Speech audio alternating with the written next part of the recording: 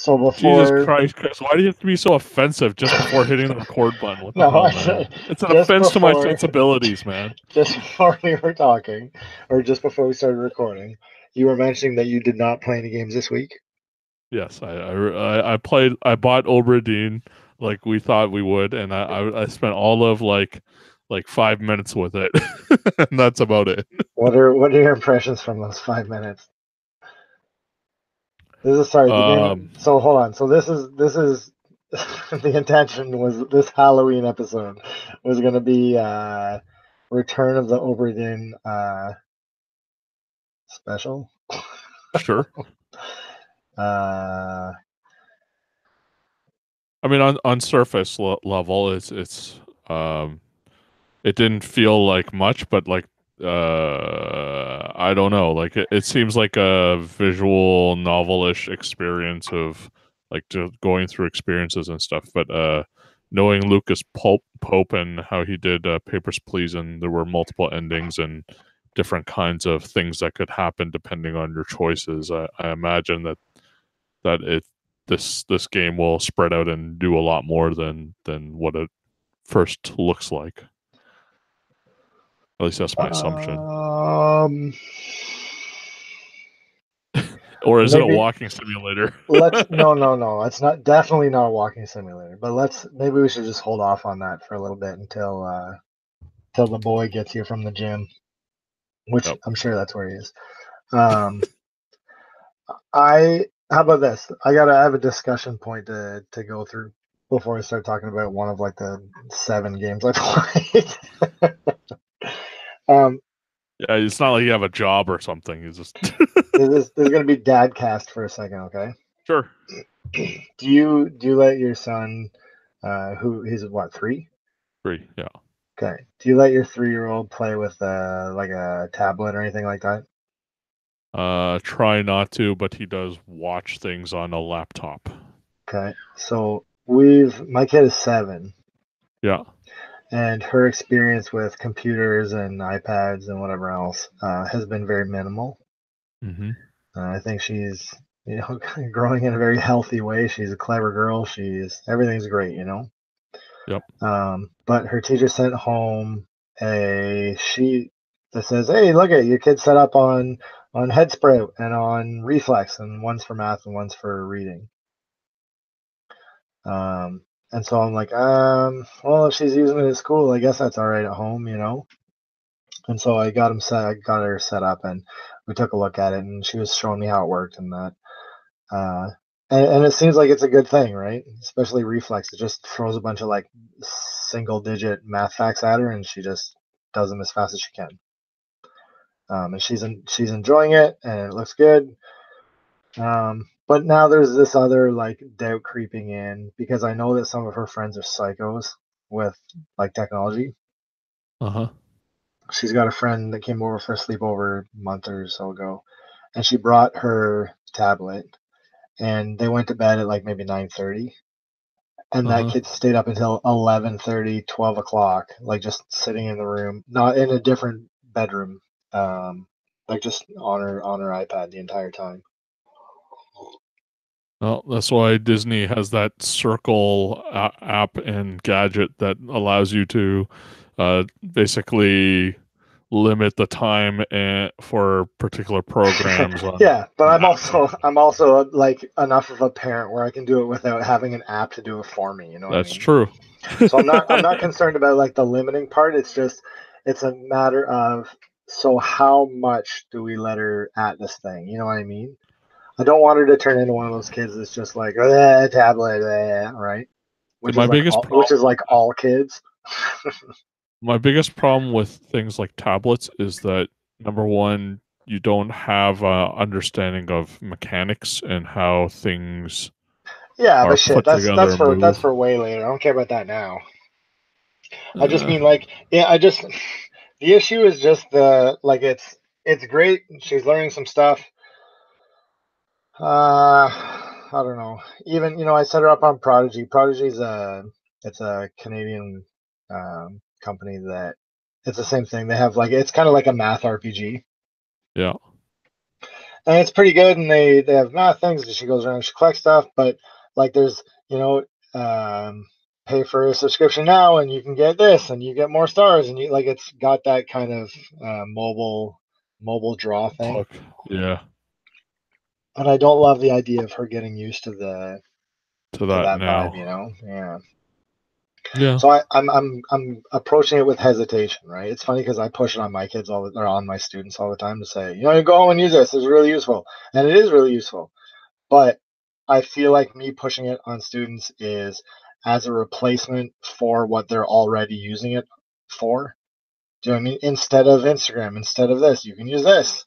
Where this is, I think, a little bit different because it's not replacing like just idle time with it. It's replacing reading and activities and everything else that she does other than use tech. Yeah. So I'm walking into this hesitantly, and I'm not really sure how to handle it. I think hesitantly is the right way. Mhm. I don't know. You're talking to a man who's got a lot of old man hang-ups about these kinds of things. So I don't know whether I'm progressive enough to talk about these kinds of things. Progressive though. Can I tell you on Thursday? I have an in-service on Thursday. Sure. There's the 21st Century Fluencies Engagement Coordinator, whatever. He came to my school and asked me, he said, hey, can I talk to Chris? And came over and said, hey, I want you to present at this conference for whatever. I'm like, I don't want to do that. She's like, oh, come on. It's like a tech conference and you show like what are you doing and stuff. I'm like, I don't want to do that at all. There's no part of that to me that's interesting. And so she's like, oh, come on. And I was like, no. So then later on, she asked me and said, hey, you want to join this thing? I want you to do, because I do good work, word gets around and you hear people doing things. And so she's like, I want you to join this in-service. We have a small group that we're meeting and talking about, it's a inquiry exploration of some technology thing. And I was like, I don't want to do that either. Like I don't want to do anything with technology. And so I started fighting with her, not in an angry way, but I like to fight people, And I said, like, technology Went out and beat the crap out of her. I'm very much a bit of a Luddite. Luddite or Luddite? Luddite. Luddite. I'm a bit of a Luddite in terms of technology in the classroom, and it always feels like fluff add-on bullshit instead of something that's actually useful. Mm-hmm. And so she was like, "That's great, you can use that." I was like, "I can?" So I guess I go on Thursday, and one of the things I guess my focus is going to be on is there anything useful for classroom that's not just a replacement for pencil or paper. It could be done in a different way somewhere else. You know what I mean? Like the reflex thing I was telling you about with Jane is essentially flashcards, right? Yeah. And so great because you can't lose flashcards, but I would argue that that's not worth a $600 iPad. Sure. But like they'll say, well, you're gonna get the $600 iPad. Your kid's gonna get your hand-me-down from 3 years ago. So I don't get anything. I know, but that's what a lot of these guys say, and this kind of thing. Like that's how, like, in my tech circle of working in an IT company, and this is where it's weird that I have these old man hangups of wanting a keyboard and having tactile feel to things, but like I've always I've seen the cycle. Like the dad gets the newest iPhone, and then the iPhone gets passed down to the kid, of course. Then so on and so forth, right? So that's how all that stuff normally permeates throughout the house. So same thing with iPads. It might be a 5-year cycle or whatever, but it's still something similar to that. But I would argue that that's the case if you have no brain. Like not, hey, look, if people do it, then that's great. That's not whatever. But we need one, and I would argue the one that we have is more of like a podcast machine than anything else. It's so I can read comics like on a decent sized screen. Right. Like I mean, I don't like, I have a Surface. I don't use it as a tablet. We have an iPad that's Irene's thing that's my wife's thing for her to do her stuff on. I have a first gen iPad that she has that doesn't run anything anymore. So that's kind of the one that she allowed Soren to play with, but he really hasn't played with that one in a long time. Like he used to do jigsaw puzzles on there. you got kind of okay with those, but like there's something different about that than playing around with something in space. So like I've been like he'll watch TV and has screens and stuff, but I'm very careful to make sure that he's using his hands in a three-dimensional way with items in the real world. But Like and that's what you say about the jigsaw puzzle, or you can do it on the iPad. It's amazing. Or you can do a puzzle. but it's different. Right? Right. Like the difference though is on an iPad it snaps together. So technically you could drag it around and then like Of it would course. magnetize the No, I pieces get it. together into one big thing, right? I So get it. it's not the same as you having a physical piece, turning it around, seeing it, and actually trying to get it to fit together and everything. So I don't know. I think there's going to be a generation of kids that will lose some of that eye-hand coordination in 3D space and Sure. figuring things out stuff, and and it's going to have to do with the reliance on touch screens and things like that, which have no real feedback. But that's And something in my own head and thinking about that kind of thing. to draw that to video games, isn't it interesting how many kids are completely fine with just a touchscreen instead of tactile feedback of a controller? Sure. Like part of the reason I can't stand mobile games is like I need a controller. Sure. Like I want to push buttons and then I know that I've pushed it, and it's like very, very analog, just this instead of just, oh yeah, you tapped close enough, or you tapped kind of close to where you needed to tap. Like, get out of here with that. So I'm gonna talk in a real old man sense right now. Okay, like you and I grew up with DOS, right? Before Windows, it was just command line for Microsoft-based systems on the x86 platform. We had just DOS, so you did things on a keyboard. It was fast if you're a fast typist. And then they introduced Windows with the graphical user interface, like how Macintosh had it, and they threw this mouse on your desk, right? I always hated using the mouse. I still kind of don't like it because it's an imprecise instrument, right? You have to move your whole like your direction thing to direct a thing on the screen to where it needs to go, rather than just using keyboard shortcuts and commands to get instantly there. You know what I mean?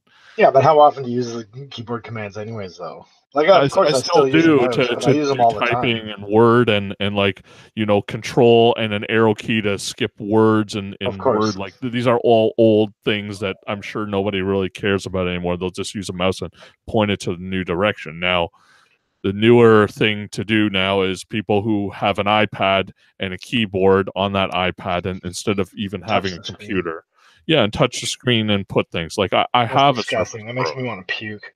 Well, I've had a Surface Pro for like 2-3 years. The amount of times I've touched the screen to get things to where I wanted to has been like very minimal. And maybe that's just my way of thinking, but I'm so used to having my hands always on the keyboard for 90% of the time to get to where I want to. And just if I have to use a graphical user interface, I will get to there and move it around. But like that's the inside of me. My old way of thinking is that a keyboard is always going to be the fastest, and maybe that's me being like really old and stuff, but like that comes back to that tactile feel of like having a controller. Like it's always going to be the most fast, the most accurate way to control a game, rather than using a touch screen, rather than using even a mouse and stuff. Like it's always felt the best with that kind of direct control.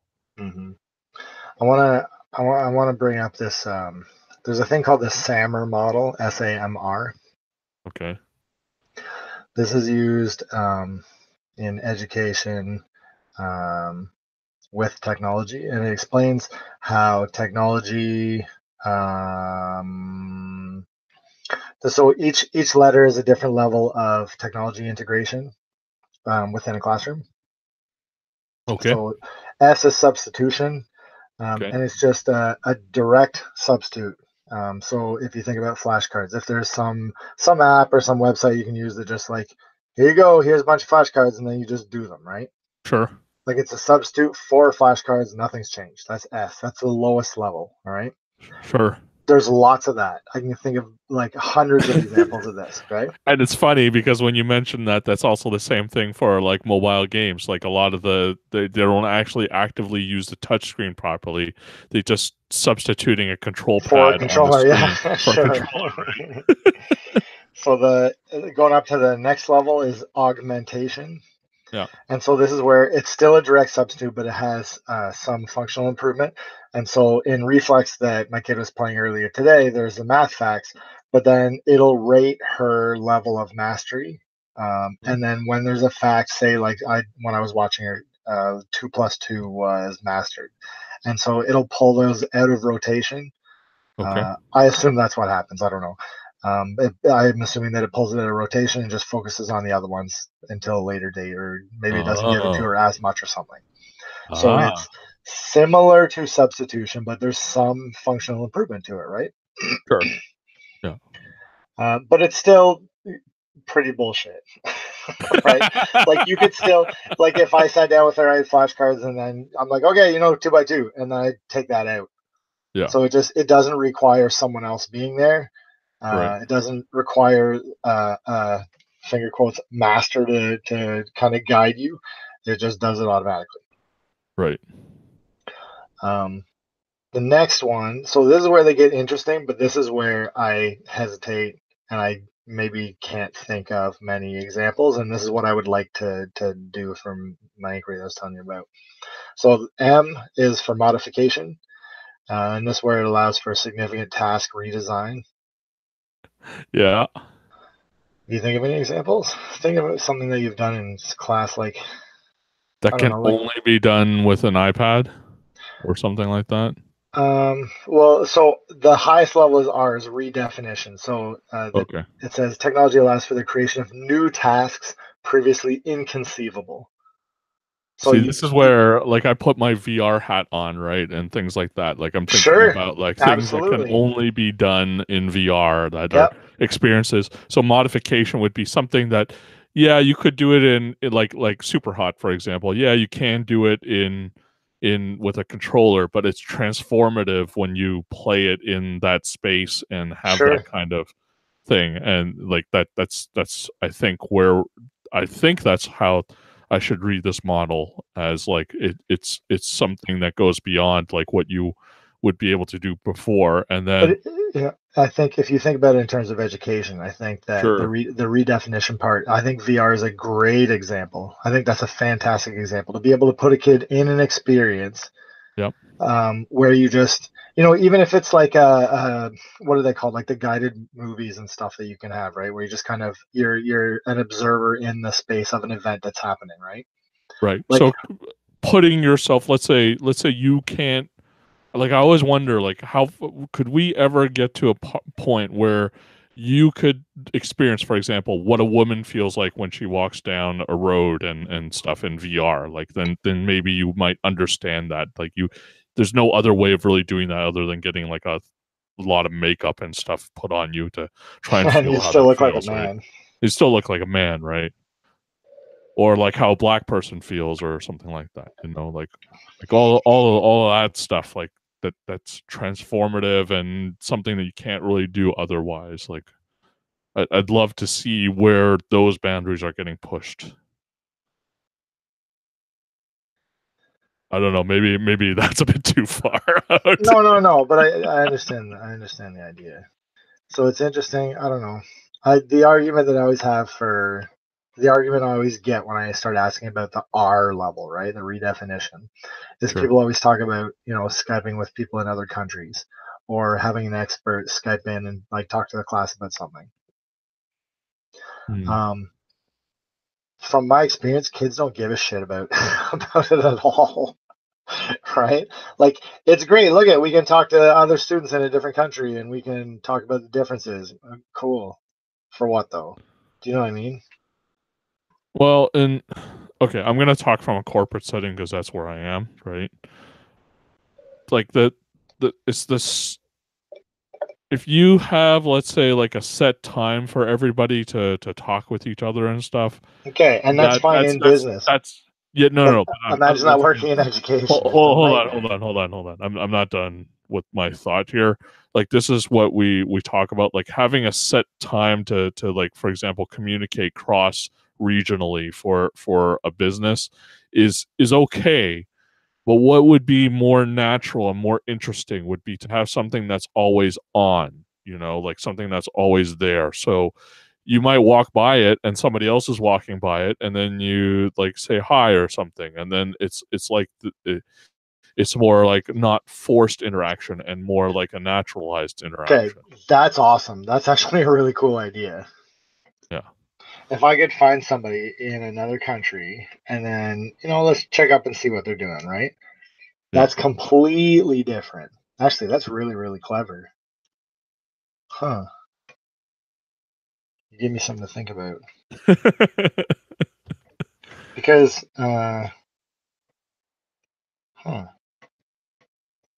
at this guy, revolutionary in education. Let's talk about video games. That was like a half hour of like technology integration in the classroom. I played. There was a bunch of games went on sale this week, like for a bunch of platforms.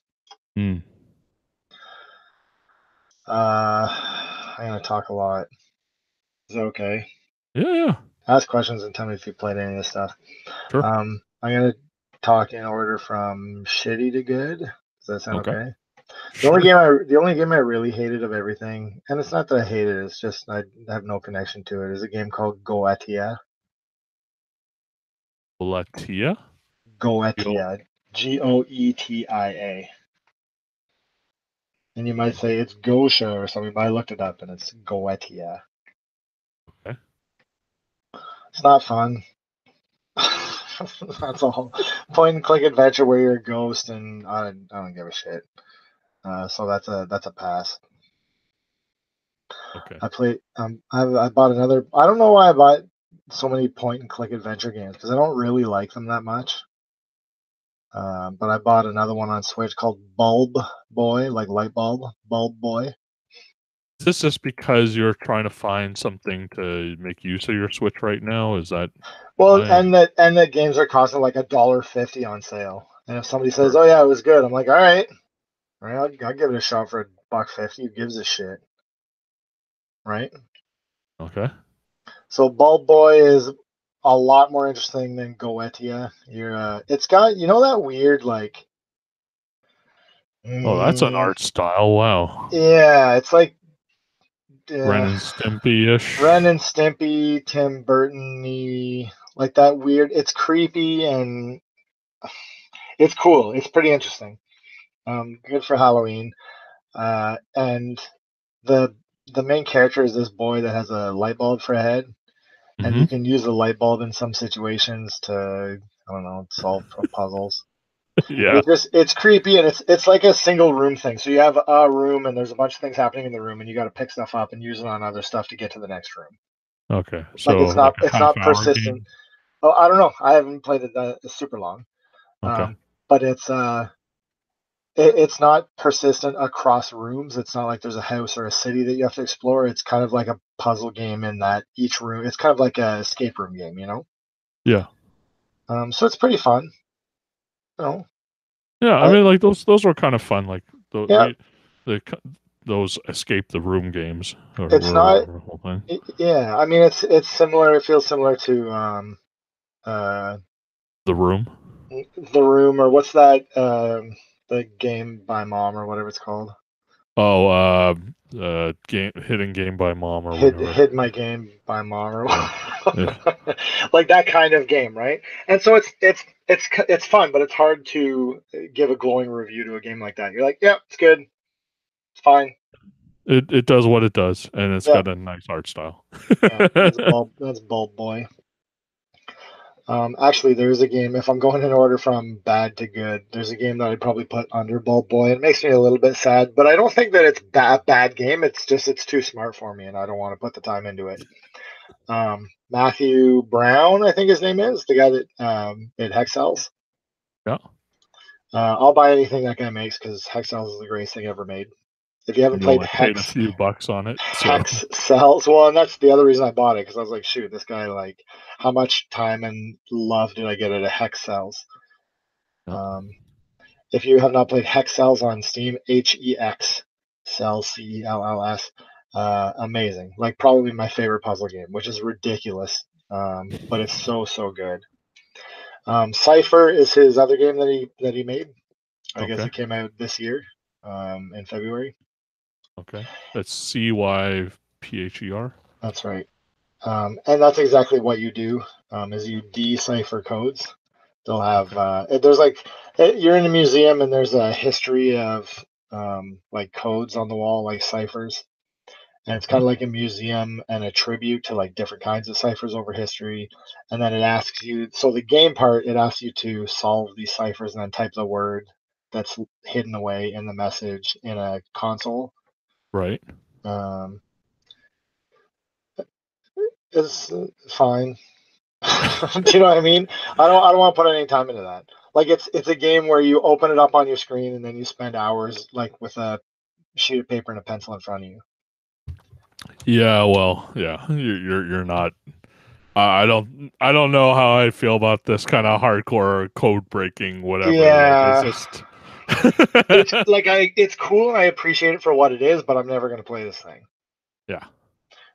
And so it's funny because it's hard to put it. Like I think, well, how many stars would I give this thing? I don't know, because it looks really nice. It's super clean.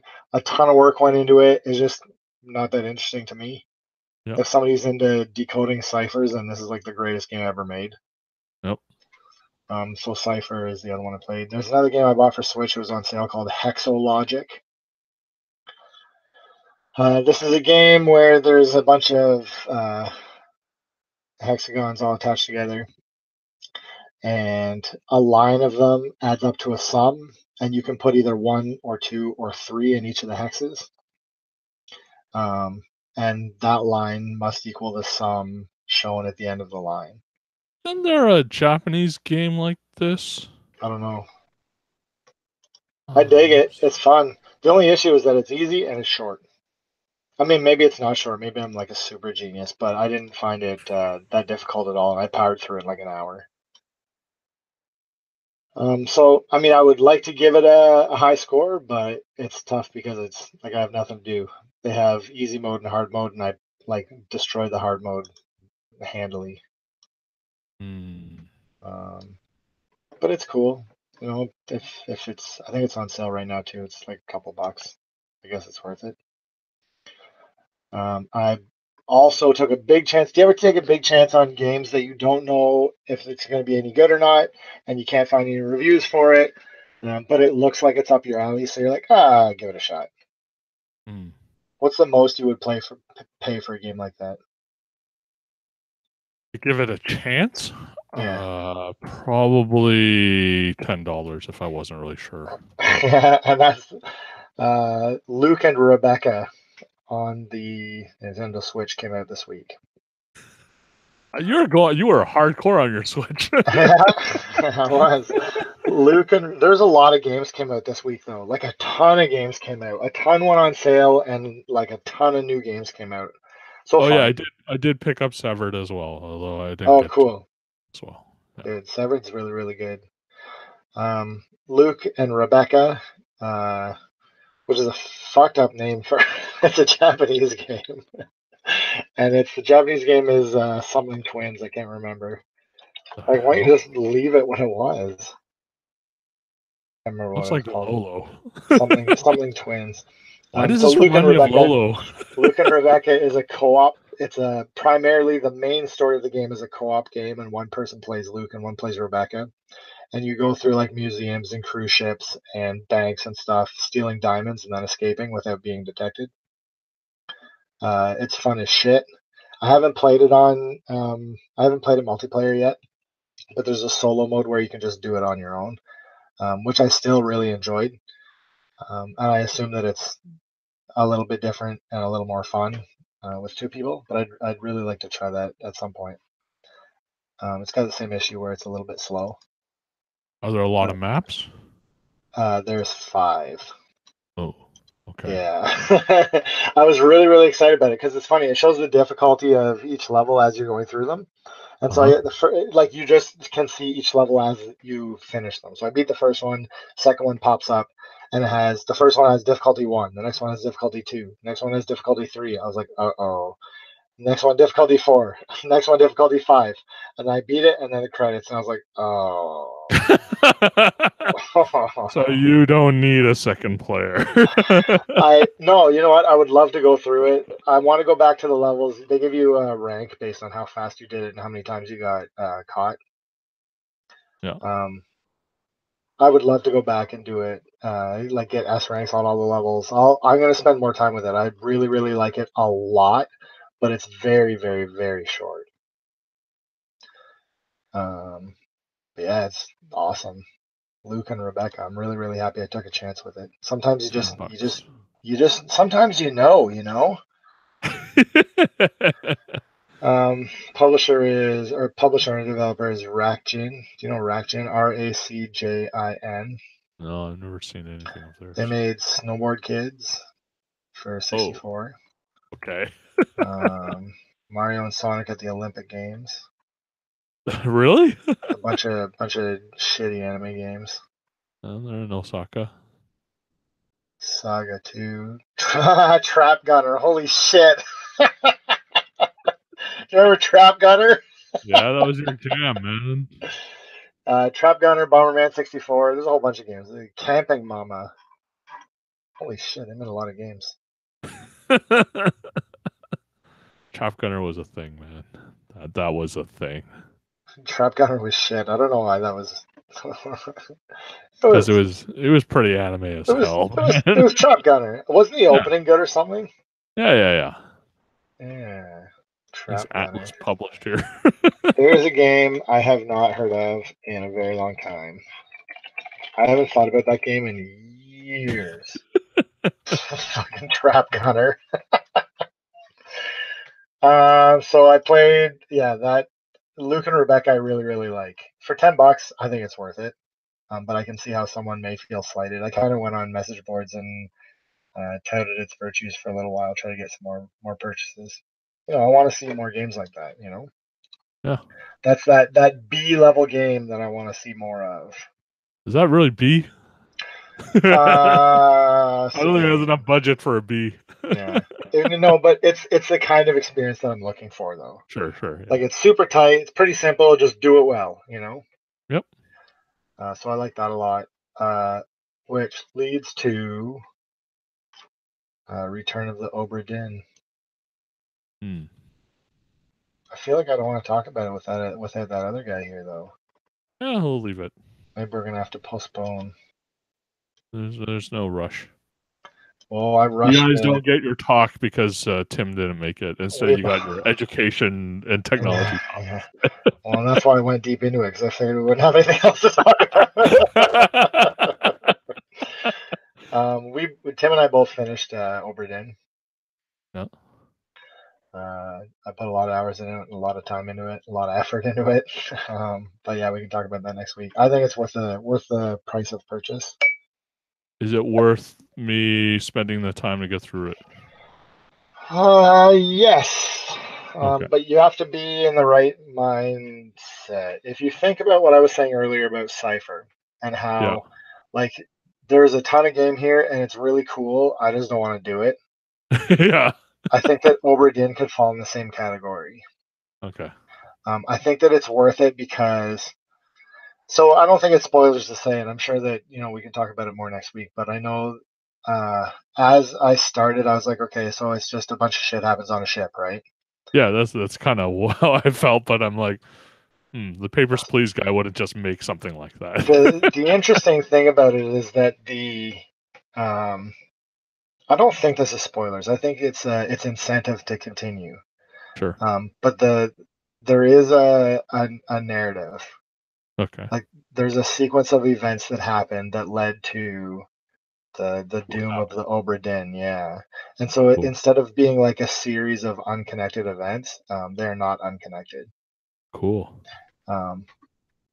I feel like I have it sounds like cracking open a history book, and you read about one country's history, and then you read like about how like another country ties into that one, Start and drawing connections between, right? yeah, But that's yeah, that's the entire game. Like I think you nailed it. That's exactly what this game is okay, trying to remember, okay, so what did I see before, and going back and checking your notebook, and well, if that's the case, then that means that this is this, and you're jumping all over the place, like in your mind, trying to figure out how things played out and for what reason they played out, and the motivations of different characters, and it's super interesting because it gives you everything out of order. yeah. Um, I think that did you finish the first story thing? No, I just investigated two bodies and then that's it. Yeah, But like but so I was getting a feel for it because it was like you only really have your book, your co- like if the you look the at time the thing, controls, it's like yeah, the book, your use you like use something, uh like zoom in on something and just movement controls. I'm like, yeah, okay. yeah. It's I like the way that they just set it up and just they give you a space to play in and say go, and you're like, what? But huh? Right? Because Yeah. I think a lot of games don't do that nowadays, and I really appreciate it. Just figure it out yourself. And I gotta say, the sound design really Oh my God, it's me into it. gorgeous. It's Just like ridiculous. yelling of people and stuff. It's wow. Like voices are great, but like you say, the sound is incredible. Yeah. Like every time a new thing starts, you're like, I'm so invested in this and so interested in what's happening because any of the little story bits that it gives you is done in freeze frames, Yes. but any motion that you get is a black screen and it's just the sound of what's happening. And so you're trying to infer what's happening from what you're hearing. Yeah. And then it confirms it a little bit with a still scene. Yeah. But man, Yeah. It's super effective, even for the first two that I saw. It was just like, hmm wow. hmm again, we'll talk about it more next week when Tim's here. It's funny, I wanted to say about Hexalogic that I got for Switch. Yeah. There's no words in that game. Everything is done through image and um, not tutorial, but tutorial. You know what I mean? Just figure the shit out. What is this? What is this? What does this mean? Oh, okay, Right. I get it. What is this? Oh, okay, I get that. Right? Like Okay. I like that idea of not explaining anything with words and just there's a little bit of trial and error and a little bit of hand holding, but it just kind of comes together really well, and then you're an expert at the game and you power through the whole thing in an hour. Right. In an hour. Okay. Sure. Yeah, it's pretty good. I had an interesting week with video games. I played some stuff that I wouldn't traditionally be interested in. Hmm. Was Oberdeen the last thing on your list, your top for the week? I didn't actually play any real video games. It was all a bunch of like small ass indie bullshit. Actually, I'm cut. This sounds stupid, but I really want to play Super Mario Party with you Dude, again. it's so fun. Because I saw some of the other stuff like that we didn't get to or didn't like it wasn't open up for us yet, like the Yeah, music one, and I was like, okay, that looks yeah. interesting. There's a ton of content. I can play it. I can play it anytime. A lot of the times, if my kid will be like, "Hey, Daddy, you want to play Go Vacation?" I'm like, "Oh, okay." Right? Like it's fun, but we've kind of played this already. Where I'm still with Mario Party. If she's like, "Do you want to play this?" I'm like, "Hell yes, let's go." Yes, I want to play Oh, Mario Party. you know what? I can talk about one thing. My Taiko no Tatsujin setup, Taiko Drum Master for Did it Switch. come? Yeah, I got two Ooh. drums. I've got USB extension cables, so I can play them all the How way much? How much did that away shit from my cost you? TV. I don't want to talk about You're it. gross. Well, one drum's about $70, right? And Yep. then two of them is now like 150, and then you've still got the game. And then like DLC and stuff. So it was my treat to myself. So, but the thing is, family's been playing it together, so like we'll be drumming all together, playing Taiko no Tatsujin, and that's kind of fun. It's something that Soren can at least bang on the drum a bit. Yes, Yeah. he's not doing it in time or anything, but like at least my kid is able to kind of play along, and he's interested in doing it a bit. So yeah, I don't know. It's one thing I would say is if you were like one of us who bought a bunch of the or got a bunch of the Japanese discs for Taiko no Tatsujin, a lot of the songs have been on previous Taiko no Tatsujin uh, remixes or discs before. So your mileage may vary on it. I've heard Something that that it's the one of the worst home releases. Not that not that it's bad, but yeah, just that it's pretty bare bones. It's some songs, and you do it, and then that's it.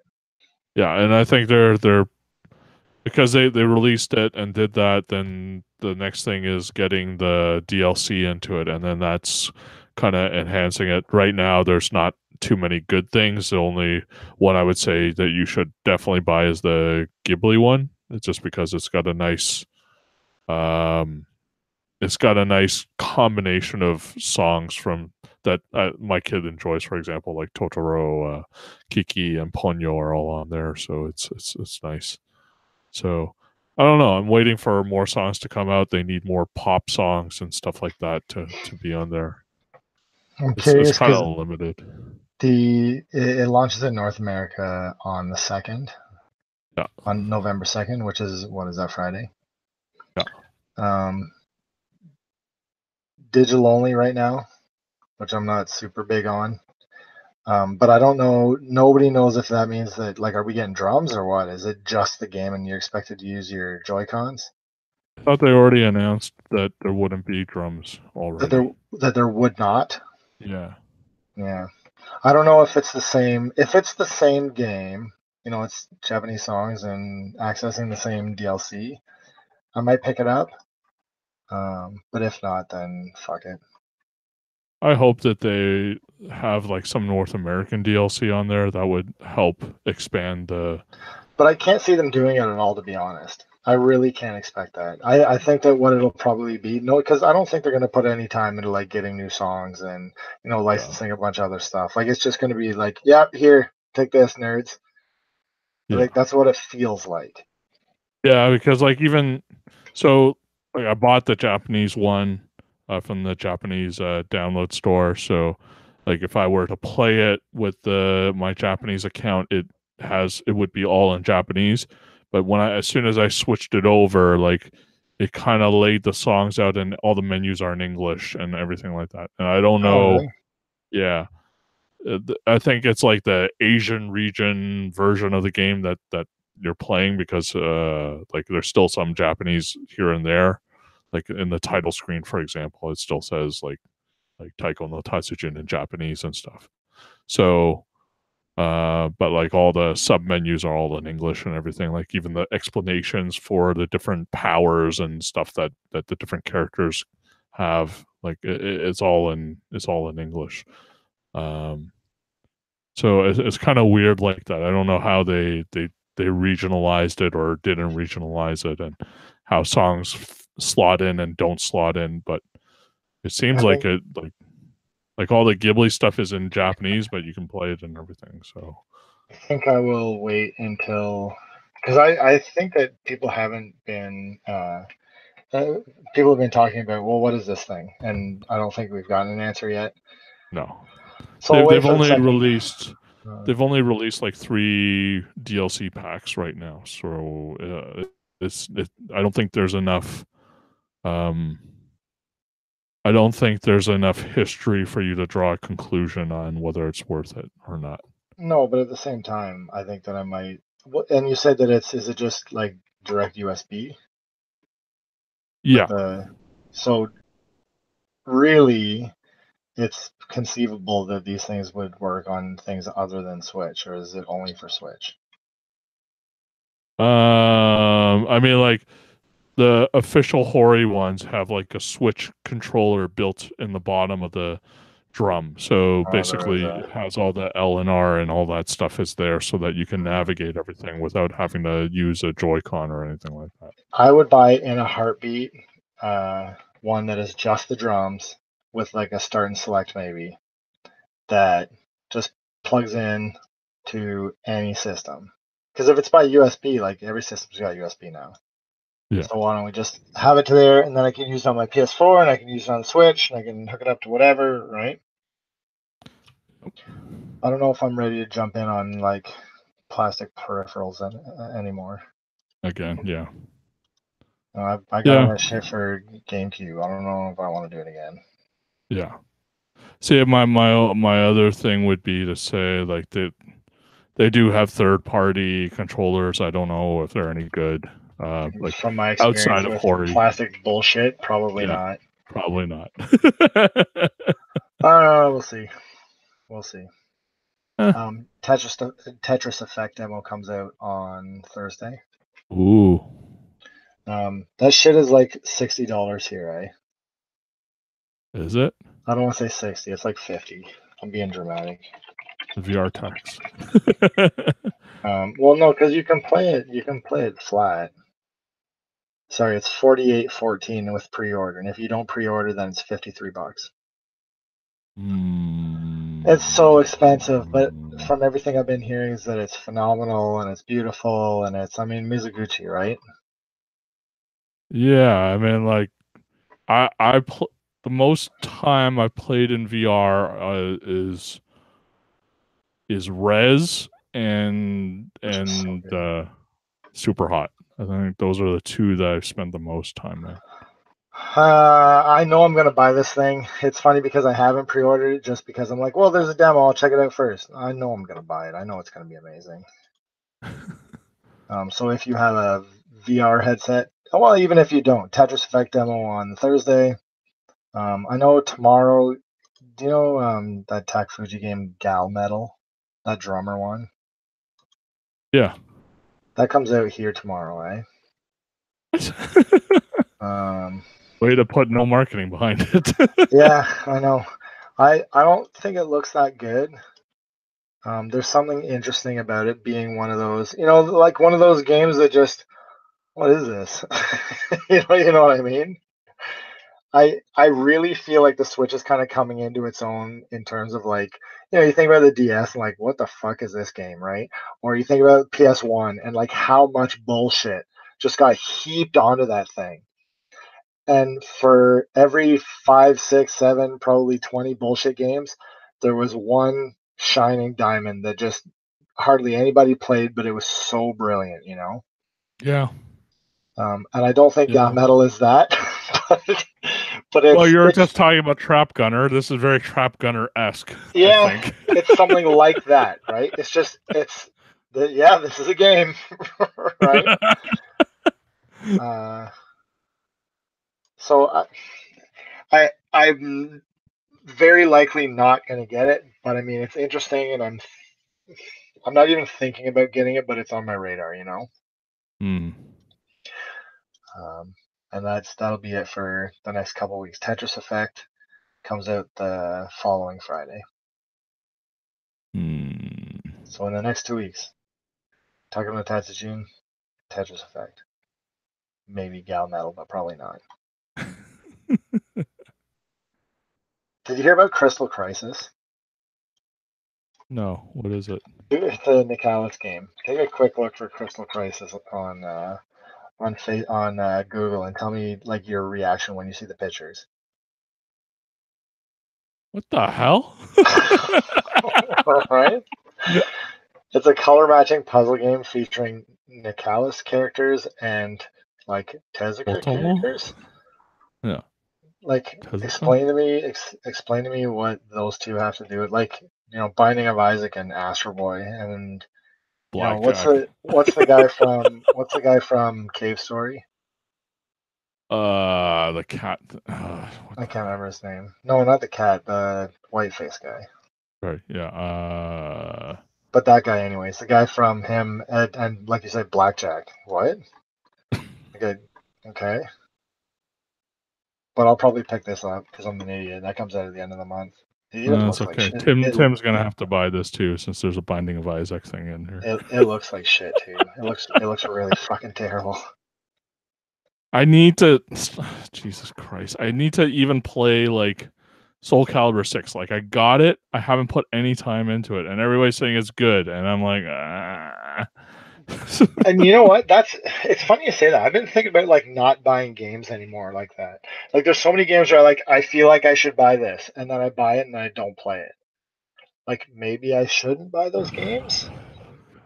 No, I love Soul Calibur. I'm gonna put the time into it. I don't have the time. That's the problem right now. But are It's there just, other games that you'd rather play like as well? like look, I bought and supported Resonance of Fate. Like I have that. Valkyria Chronicles 4 was also something that I've I been saw you were playing. playing a little bit though. Yeah, I played that here and there, but like it was just like you might have caught it while I had it on and like went down to have lunch or something. Yeah. No, I get that. The whole Castlevania thing, I don't know. Like I want to buy it, but I'll probably wait until it gets a lot cheaper. I'm not gonna Uh, buy it because I realize that I've played both of those games already, and I don't need to buy something just because I like it. you played Rondo Yeah, on what console? my computer. Oh, okay. Hmm. Um, Yeah, I haven't played Rondo. That's the reason why I would want to buy I it. play on my computer. I play on. Maybe I didn't. Did it come out on? Didn't it come out on like? Oh no, that was Dracula X. Maybe I haven't played it. I'm sure I have. Where would I Only play it? come out here on Came out on Wii PSP, U. right? Wii Oh, U. maybe Wii U. Yeah, on Virtual Console. That's where I played it.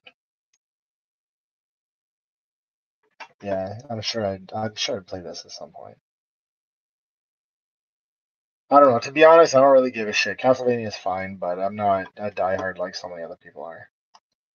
I just want to play it with Japanese voices again. Like, I don't want to listen to this. They don't even have the right English one in here. It's the Yeah, I heard PSP that. English one. I So heard that. I heard it's like a really shitty. Like it's an awesome game, but this is like the shittiest port you could possibly use for the collection, yeah, and that kind of turned me off. yep. So I never played Rondo, and I probably should. But maybe, just maybe, you don't you don't have to feel like you should play any games. You know, That's true. there's The no there's time's no passed. there's no medal for. I was thinking about Drakengard today in the same way.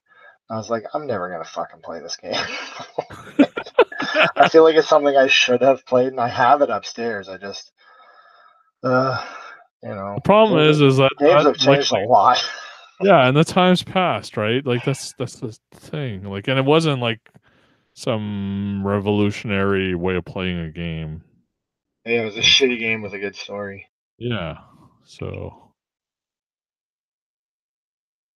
I don't know, man. Maybe I'm out. These are the questions about wasting our time or not.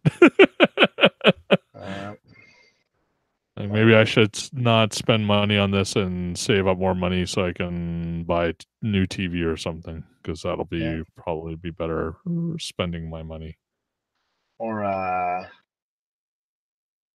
different games. Taking a or different Tatsujin games. 2 drum set. Oh, Okay. I forgot to ask you one last thing. Sorry, before we go, the PlayStation Classic thing. Did you look at the games list? No, I don't give a shit because PS1 is not the same as Super Nintendo, It's right? Like not. that's the thing that people have to understand. Like that's cool that you have some nostalgia for PS1 games, but put in and see how shitty those fucking games are. And I don't understand. Like, you've been able to play this on emulation on PS3 for how long? Like, why? Like through Sony, like buying their emulated PlayStation Classics or whatever. Why do you need to have it on this console like this? And they don't even give you like a DualShock controller with the thing. It's supposed to be like the crappy first gen controller, right? So I don't understand even like how you would play something like Metal Gear Solid, which is on this list, like which requires some of that rumble. It's kind of weird. I think it's just there's a generation of people who grow up playing these games that maybe they were a little bit younger, maybe it was their first system, maybe there's a lot of things, a lot of maybes. that would lead them to it and not you or I. And I think that's all Yeah. there is to it. Yeah. I personally don't give a shit about the brand at all. Yeah. There's no Suikoden 2 on here, so. Yeah, what's the point? All right. Yeah. Thanks. Bye. Have a good week.